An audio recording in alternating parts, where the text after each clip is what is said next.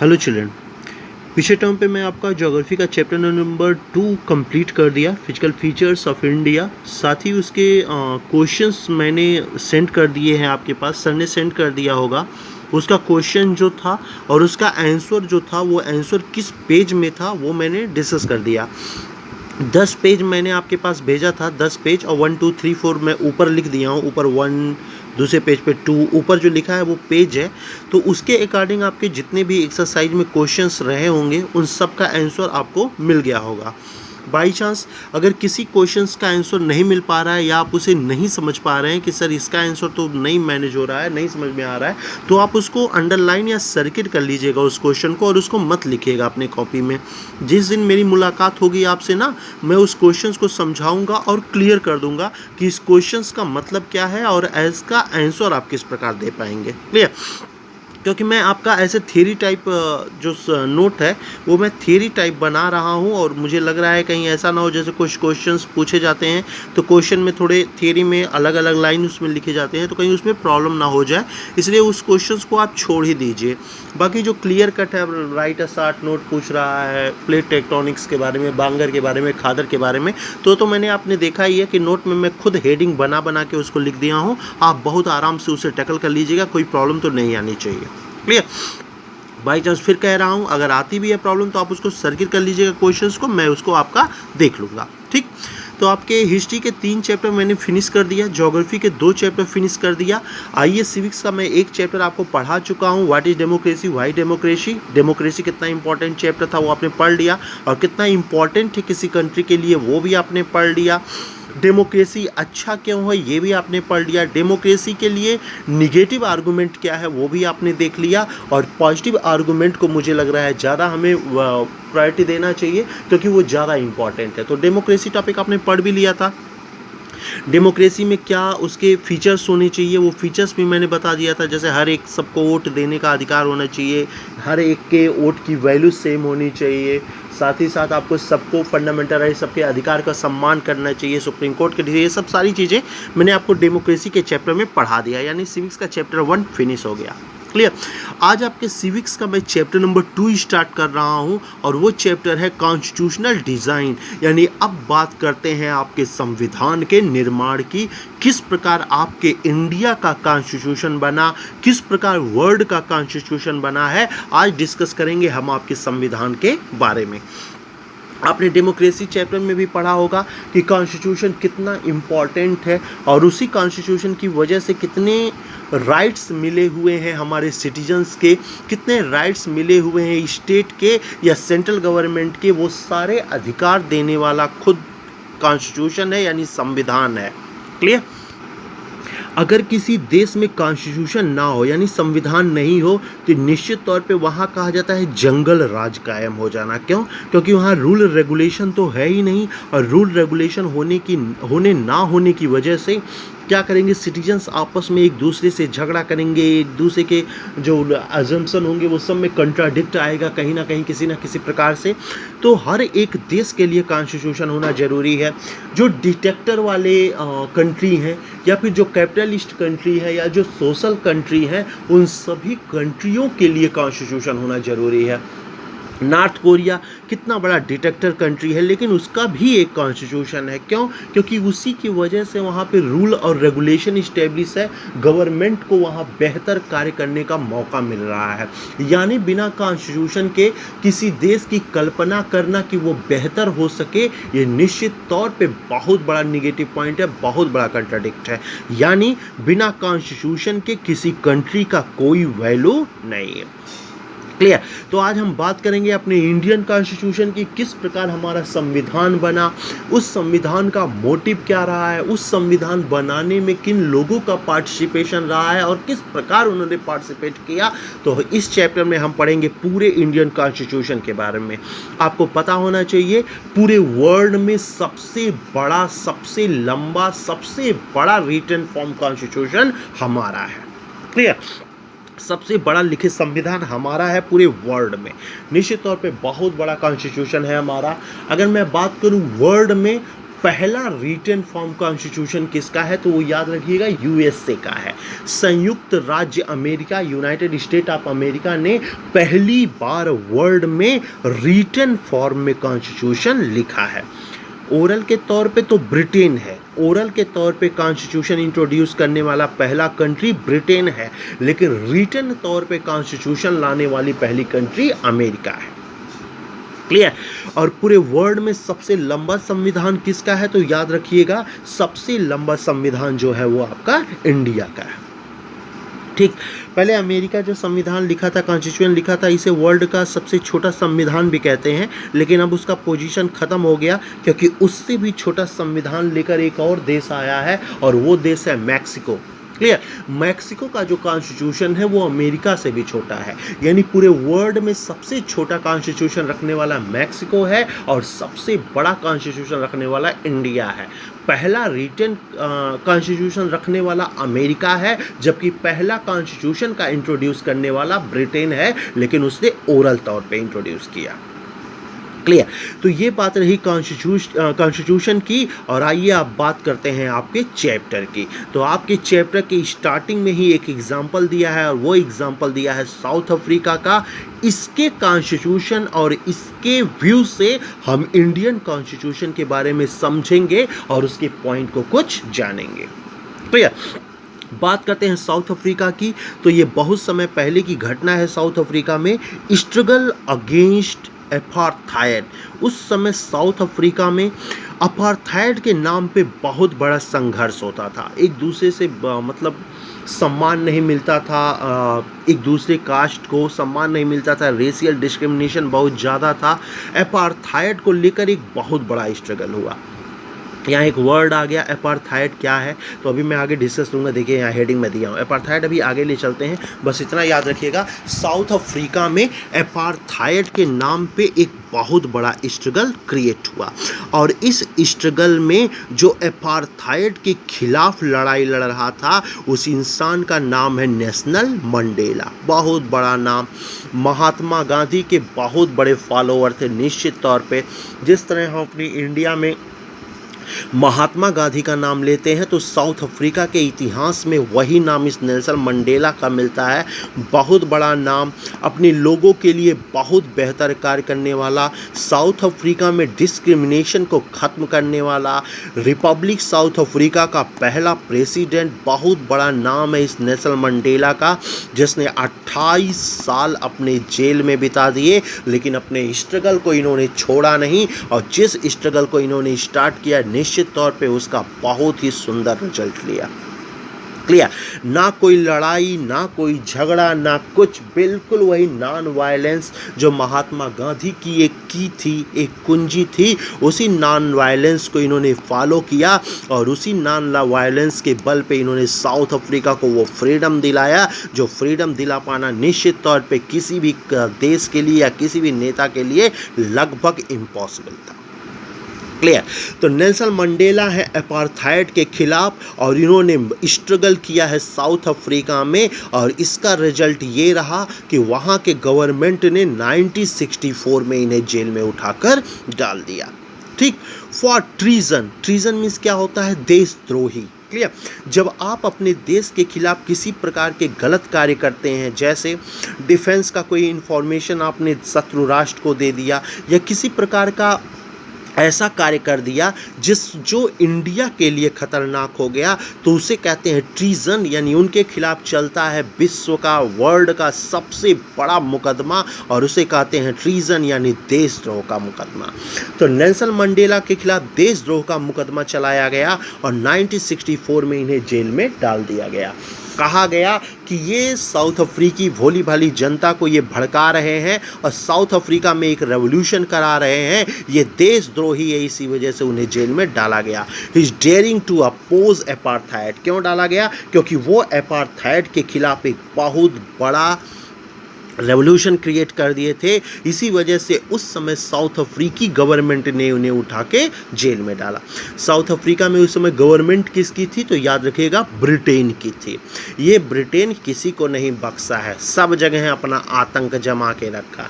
India को 190 साल गुलाम बना के रखा, साउथ अफ्रीका को भी गुलाम बना के रखा। यानी साउथ अफ्रीका में उस समय ब्रिटिश राज था और साउथ अफ्रीका में उस ब्रिटिश राज अपार्थाइड के खिलाफ इस नेल्सन मंडेला ने एक रेवोल्यूशन क्रिएट किया और उसका रिजल्ट उन्हें ये मिला कि 1964 में इन्हें जेल में डाल दिया गया। वर्ड बार बार आ रहा है अपार्थाइड, अपार्थाइड है क्या, तो आइए देखते हैं अपार्थाइड है क्या। Racial discrimination promoted by white government, यानी वाइट गवर्नमेंट ब्रिटेन को कहा जाता है। वाइट समझते ही हैं, गोरी चमड़ी वाले। मतलब अब आप लोग मत लीजिएगा अपने ऊपर कि मुझे कह रहे हैं, ऐसा कुछ नहीं है। तो वाइट गवर्नमेंट उन्हीं को कहा जाता है, ब्रिटेन वासियों को। तो वाइट गवर्नमेंट ने क्या किया, जो वाइट गवर्नमेंट वहाँ साउथ अफ्रीका में है, इन्होंने रेशियल डिस्क्रिमिनेशन कर लिया वहाँ रह रहे अन्य लोगों के। Clear, on the basis of skin colour. तुम्हारे स्किन का कलर अगर ब्लैक है तो भैया तुम्हें वो रिस्पेक्ट नहीं मिलेगा। तुम्हारे स्किन का कलर अदर प्रकार का कलर्ड है तो तुम्हें रिस्पेक्ट नहीं मिलेगा। यानी रिस्पेक्ट केवल एक स्किन कलर वाले को मिलेगा और जिस स्किन कलर का रंग होगा बिल्कुल वाइट। यानी गोरों को सम्मान मिल रहा है साउथ अफ्रीका को, और ब्लैकिश जो हैं या ब्राउनिश जो हैं उन्हें वो सम्मान नहीं मिल रहा है साउथ अफ्रीका में। इसी को कहते हैं अपार्थाइड। क्लियर, आपको पता होना चाहिए कि नेल्सन मंडेला भी काले थे, ब्लैक्स थे वो, और उन्होंने एक बहुत बड़ी आवाज़ उठाई। जितने भी ब्लैकिस थे, ब्राउनिश थे, अन्य कलर्ड के थे, उनको इकट्ठा किया और एक बहुत बड़ा मूवमेंट क्रिएट कर दिया था, वो भी नॉन वायलेंस मूवमेंट। झगड़ा तो तब होता है ना जब लाठी हम भी चलाएं तभी सामने वाला लाठी चलाएगा। भैया मैं लाठी नहीं चलाऊंगा, मैं बैठ गया रोड पे और बोल रहा हूं मैं काम ही नहीं करूंगा, नहीं, क्योंकि केवल एक आधी जातियों से कभी देश की इकोनॉमी नहीं बढ़ाई जाती, उसमें पार्टिसिपेट करना पड़ता है हर एक वर्ग को। तभी आप देख रहे हैं इंडिया में अगर मेंस को अधिकार दिए जा रहे हैं, मेंस को वो जॉब दिया जा रहा है, तो वुमेन्स को भी पार्टिसिपेट करने का मौका दिया जा रहा है, उन्हें भी सोसाइटी में फ्रंट पेज पे लाया जा रहा है। इसी कारण से, क्योंकि 50% की वजह से आपके देश की इकोनॉमी कभी नहीं बढ़ पाएगी, बल्कि उसके लिए 100% पार्टिसिपेशन चाहिए हर एक वर्ग का, हर एक लोग का। क्लियर, तो यहाँ क्या हुआ, व्हाइट गवर्नमेंट ने क्या किया, ब्लैकिस को पूरी तरह इग्नोर कर दिया, अन्य कलर्ड वालों को पूरी तरह इग्नोर कर दिया, और केवल सम्मान मिला है यहाँ व्हाइट वालों को। यानी अपने रेस को सम्मान दिया ब्रिटेन ने, बाकी और किसी रेस को ये सम्मान नहीं देते थे पूरे साउथ अफ्रीका में। इसीलिए नेल्सन मंडेला आप जानते ही एक बहुत बड़ा नाम है, कभी इनका बैकग्राउंड मैं डिस्कस करूंगा। अभी तो फिलहाल आपका जो बुक में है उसको डिस्कस करते हैं, बाद में नेल्सन मंडेला का टॉपिक मैं ले लूँगा, आपको समझा दूंगा, घबराइए मत। तो नेल्सन मंडेला एक ब्लैकिश थे, और उन्होंने जब देखा कि इतना अपमान किया जा रहा है, हम यहीं के रहने वाले हैं, हमारा यहीं जन्म हुआ है और हमारे साथ ये इतना बड़ा डिस्क्रिमिनेशन कर रहे हैं, तो उन्होंने क्या किया, अपने प्रचार, एडवर्टाइज और अन्य वोकल, उनका लेक्चर बहुत स्ट्रांग था। जब कहा जाता है वो भाषण देते थे तो रोड से गुजरने वाले भी इंसान 5 मिनट खड़े होकर इनकी बात जरूर सुनते थे। बिल्कुल वही महात्मा गांधी का रूप समझिए। महात्मा गांधी में भी यही खासियत थी कि अगर कहीं लेक्चर ये देना शुरू करते थे तो दूर दराज के लोग आ जाते थे कि भैया इतना अच्छा लेक्चर दे कौन रहा है। तो वही नेल्सन मंडेला में भी खासियत थी। तो नेल्सन मंडेला ने एक बहुत बड़ा रेवोल्यूशन क्रिएट करवा दिया इन ब्लैकिस को लेकर, उन्हें परिचित कराया कि भैया देखो आपको मतलब आप ही का देश है, आपको ये अधिकार मिलना चाहिए, लेकिन वो अधिकार मिल नहीं रहा है, आप लोग पार्टिसिपेट करिए, मैं वादा करता हूँ आपको कोई नुकसान नहीं होगा। नुकसान तो तब होगा ना जब हम आर्म्स का यूज़ करेंगे, हथियार का यूज़ करेंगे। जब हम उनका यूज़ ही नहीं करेंगे तो हमें नुकसान किस बात का, गोली तो मारेंगे नहीं, क्योंकि वर्ल्ड में और भी कंट्री को जवाब देना होगा ब्रिटेन को, तो ऐसा तो वो करेंगे नहीं। तो इस तरह करके उन्होंने बहुत लोगों को इकट्ठा किया। उस समय डिस्क्रिमिनेशन किस प्रकार का था तो वो यहाँ डिस्कस किया गया है। Problems which non white faced, problem जो नॉन वाइट वहाँ फेस कर रहे थे, यानी ब्लैक और अन्य कलर्ड के लोग जो प्रॉब्लम फेस कर रहे थे साउथ अफ्रीका में, वो देख लेते हैं। 3 प्रॉब्लम है वो। पहला, forbidden from living in white areas. Forbidden यानी अगर कोई वाइट एरियाज है तो वहाँ ब्लैकिस को किसी प्रकार से आने ही नहीं दिया जाता था, ना घर बनाया जाने दिया जाता था, ना वहाँ जा सकते। फॉरबिडन मीन्स क्या, छुपे हुए थे, वहाँ जा ही नहीं सकते थे। जो वाइट एरियाज थे, जहाँ वाइट लोग यानी ब्रिटिशर्स जहाँ बसे थे, वहाँ पे ब्लैकिस या अन्य कलर्ड के लोग जा ही नहीं सकते थे। उनको पूरी तरह वहाँ रोक थी, वहाँ ना वो जा सकते थे, ना ही किसी प्रकार वहाँ बस सकते थे, ना ही कोई एक्टिविटी वहाँ वर्क कर सकते थे। दूसरा क्या प्रॉब्लम था, they can not work in white area. वो वाइट एरिया में काम नहीं कर सकते थे विदाउट परमिट। क्लियर, बिना परमिशन के वो वाइट एरिया में काम नहीं कर पाते थे। बहुत बुरा हाल था, जॉब ही नहीं, वो लेबर्स थे, प्लम्बर वगैरह यही सब काम करते थे। जब ब्रिटिशर्स को अपने यहाँ काम कराना होता, जैसे घर बनवाना होता, तो वो जाते, इनको पकड़ कर ले आते कि चलो तुम्हें भाई काम करना है, तभी ये उस एरिया में जा ही पाते थे। काम करवाते और वेजेस भी अच्छा नहीं देते, बहुत कम उनको सैलरी देते थे, जबकि उनसे मेहनत पूरी लेते थे। बाई चांस वो किसी प्रकार का अगर विरोध भी करे तो वहाँ उन्हें पनिश भी किया जाता, और पनिश करने के साथ साथ उनके सारी सैलरी जो उन्हें मिली है उस सैलरी को वो भी छीन लेते। काम भी कराते, सैलरी भी नहीं देते। इस वजह से इन ब्लैकिस या अन्य कलर के लोगों को बहुत नुकसान उठाना पड़ा। यानी आप परमिशन लेकर ही उस एरिया में जाएंगे, और जाएंगे क्या भैया, वही बस काम कराना होगा तो ब्रिटिशर्स तुम्हें उठा के ले जाएंगे, वहाँ काम कराएंगे, उसके बाद लाख फिर एरिया से तुम्हें भगा देंगे और कहेंगे दोबारा कभी इस एरिया में आने की कोशिश भी मत करना।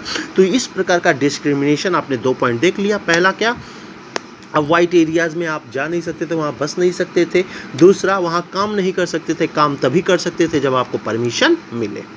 Third one, all the public place, जितने भी पब्लिक प्लेस थे, वे are separate for blacks and white policy of segregation.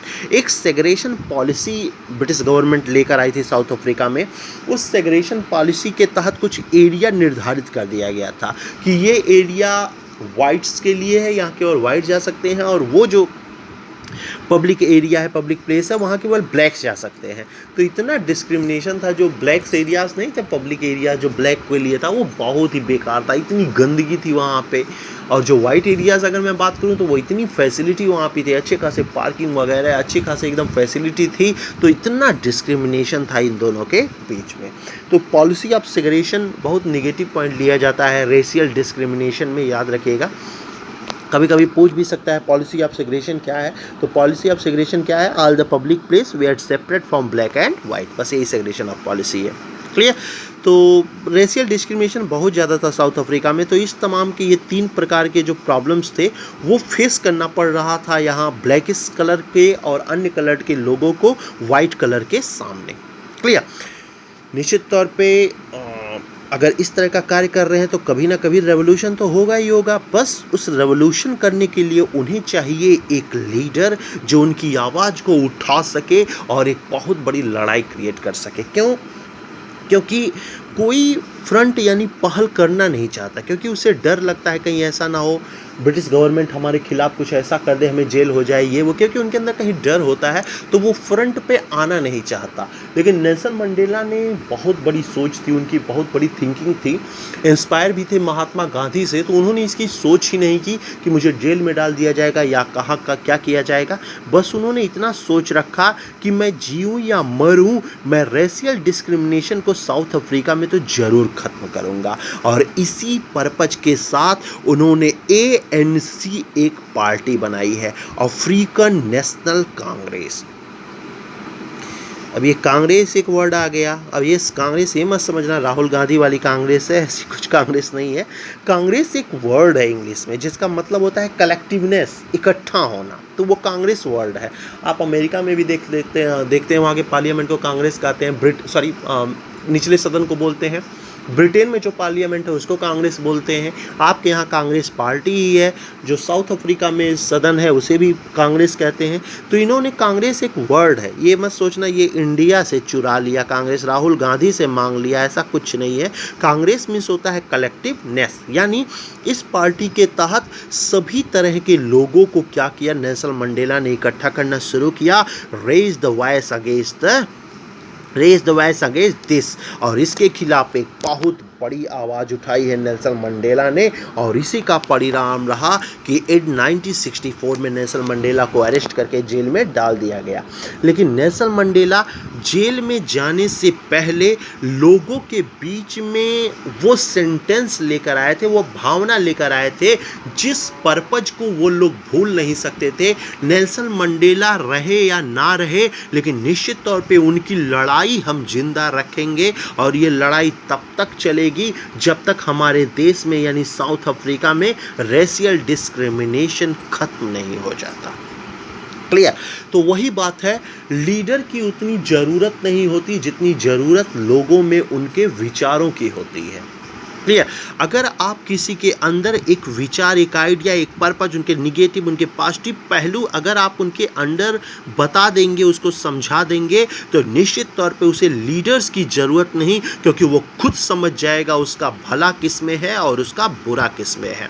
तो 1964 में नेल्सन मंडेला अरेस्ट तो ज़रूर हो गए, लेकिन अरेस्ट होने से पहले उन्होंने वो सोच दे दी है उस जनता को कि वो जनता अब बिना अपना अधिकार लिए अपने कदम पीछे नहीं खींच सकती है, चाहे नेल्सन मंडेला रहे या ना रहे।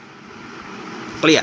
तो विरोध तो जारी है, नेल्सन मंडेला अरेस्ट हो गए हैं, इसके बावजूद विरोध जारी है। तो अगर विरोध इतना ज़्यादा और बहुत बड़ी मात्रा में होगा तो गोरी सरकार कहीं ना कहीं कुछ ना कुछ झुकेगी तो जरूर, ये तो फिक्स होता है। तो वही बोल रहा है, टूवर्ड्स अ न्यू कॉन्स्टिट्यूशन।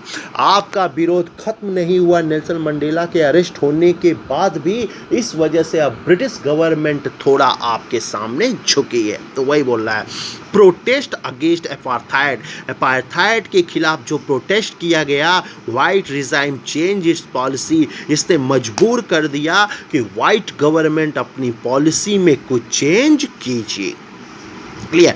क्योंकि नेल्सन मंडेला रहे ना रहे, हम अपने अधिकार जरूर लेंगे, इसलिए समय आ गया है कि तुम पॉलिसी में चेंज कराओ। अगर पॉलिसी में चेंजिंग नहीं कराओगे तो ये रेवोल्यूशन लगातार चलेगा। और अच्छी बात ये थी कि रेवोल्यूशन नॉन वायलेंस का था। ब्रिटिश गवर्नमेंट चाह कर भी कुछ नहीं कर पा रही थी, क्योंकि भाई नॉन वायलेंस था, आर्म्स तो यूज ही नहीं हो रहे, हथियार यूज ही नहीं हो रहे। अगर आप यूज कर रहे हैं हथियार को, तब तो सामने वाला हथियार का यूज करेगा। आप शांत मार के बैठे हैं, बोल रहे हैं मैं काम नहीं करूंगा।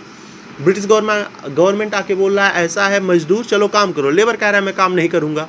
ठीक, मैं नहीं करूंगा, मेरी मर्जी है भाई, लेकिन उसने कोई आर्म्स यूज नहीं किया। अब ब्रिटिश गवर्नमेंट थोड़ी ही गोली मार देगा उसको, क्यों? क्योंकि ब्रिटिश गवर्नमेंट को दूसरे देशों को भी तो देखना है। अमेरिका उस समय अमेरिका स्वतंत्र देश हो चुके हैं, आप मनमाना काम भी नहीं करा सकते। अगर आप मनमाना काम करेंगे तो यूएसए वगैरह आपसे ट्रेडिंग छीन लेंगे, ट्रेड करेंगे ही नहीं, तब तो आपकी कंट्री वैसे ही डमाडोल हो जाएगी, बैठ जाएगी आपकी कंपनी, आपकी कंट्री बैठ जाएगी। तो इस वजह से आप ज़बरदस्ती भी उनके साथ नहीं कर सकते, और आप ज़बरदस्ती नहीं करोगे तो आपका काम कैसे होगा? काम करवाने के लिए आपको हर हाल में इनके साथ मिलके एग्रीमेंट करना ही होगा, तभी आपका भी भला होगा और आपके देश का भी। क्लियर? तो वही हुआ, नेल्सन मंडेला जाते जाते निश्चित तौर पे बहुत बड़ा की फैक्टर दे के चले गए थे अपने लोगों को, लेकिन वो की फैक्टर नेल्सन मंडेला का नहीं, वो की फैक्टर महात्मा गांधी का था, जिसने राह दिखाया नेल्सन मंडेला को कि तुम ऐसा कार्य करके निश्चित तौर पे अपने लोगों के लिए एक बेहतर काम कर सकते हो। वही किया इस नेल्सन मंडेला ने अपने लोगों के बीच में। क्लियर? तो क्या क्या उन्होंने अपनी पॉलिसी में चेंज किया, देखते हैं। Discriminatory laws were repealed. जो डिस्क्रिमिनेशन लॉ आपने बनाया था, लॉ ऑफ सेग्रेशन, उसको आपने रिपीटेड किया, यानी उसमें फिर से जहां थोड़ा बहुत संशोधन किया जाना चाहिए था, आपने उसमें धीरे धीरे संशोधन किया। यानी अपने बनाए लॉ ऑफ सेग्रेशन को आप से मतलब थोड़ा मैनेज कर रहे हैं, थोड़ा उसमें ऐसे ऐसे पॉइंट ला रहे हैं जिससे भाई सबको अधिकार मिले। Ban on political parties were remove. जिन पॉलिटिकल, जैसे एएनसी को बैन कर दिया था, एएनसी में जितने पार्टियां सम्मिलित थी, मर्ज थी, उन सारी पार्टियों को बैन कर दिया था। तो आपको उन्हें क्या करना पड़ा, फ्री करना पड़ा, वो बैनिस वाला बोर्ड उनके पास से हटाना पड़ा और उन्हें वो अधिकार देना पड़ा भैया, क्योंकि अब अपने देश में आपको डेमोक्रेसी लाना होगा। नहीं लाएंगे तो वर्ल्ड जीने नहीं देगा, साथ में ये इंसान आपको जीने नहीं देंगे जिनके साथ आपने इतना बड़ा रेशियल डिस्क्रिमिनेशन किया है। क्लियर? तो क्या किया, ban on political parties were remove. जिस भी पार्टियों को इन्होंने बैन किया था उन सबको रिमूव किया, यानी बैन्स को हटाया। Nelson Mandela walked out of jail. 28 साल बाद ये नेल्सन मंडेला अब जेल से छूट रहे हैं।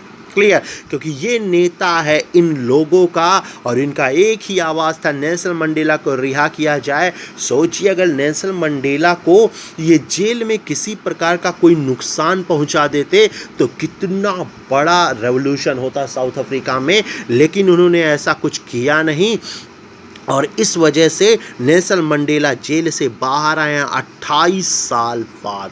ये नेल्सन मंडेला का सफ़र रहा है आपके साउथ अफ्रीका में, जो उन्होंने इस तरह की जनता को सेवा दी है। क्लियर? तो ये पॉइंट